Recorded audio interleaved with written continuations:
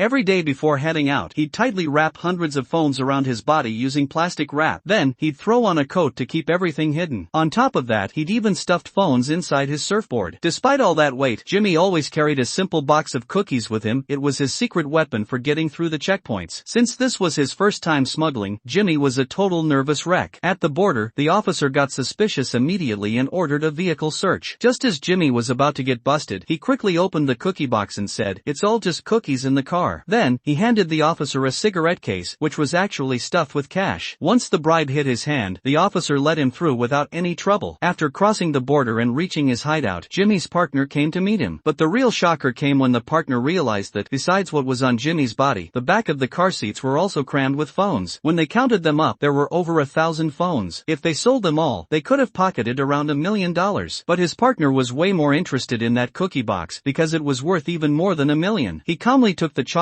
out of the cookies and dissolved it in hot water. That's when it was revealed that it was actually hiding countless grains of pure gold. This was Jimmy's first time transporting gold this valuable. Usually, he just delivered everyday supplies to drug traffickers hiding out in the mountains. Because of the government military's heavy crackdown, the traffickers growing poppy in the hills couldn't leave. So, while they had plenty of cash, they had no way to spend it. That's where guys like Jimmy came in, bringing them supplies. But the prices were insane. A bottle of liquor that cost $10 at a regular market was sold to the traffickers for $100. It was like that for pretty much everything, a 10 times markup. But the traffickers had no choice, otherwise, they'd starve to death in those mountains. As profitable as this job was for Jimmy, it was just as dangerous. Crossing the border wasn't always a walk in the park. Sometimes, even after taking the money, officers would still try to seize the cargo. Once, Jimmy thought he hadn't given enough cash, so he rushed back to the car to grab more. But the officers thought he was reaching for a gun, and they charged right at him.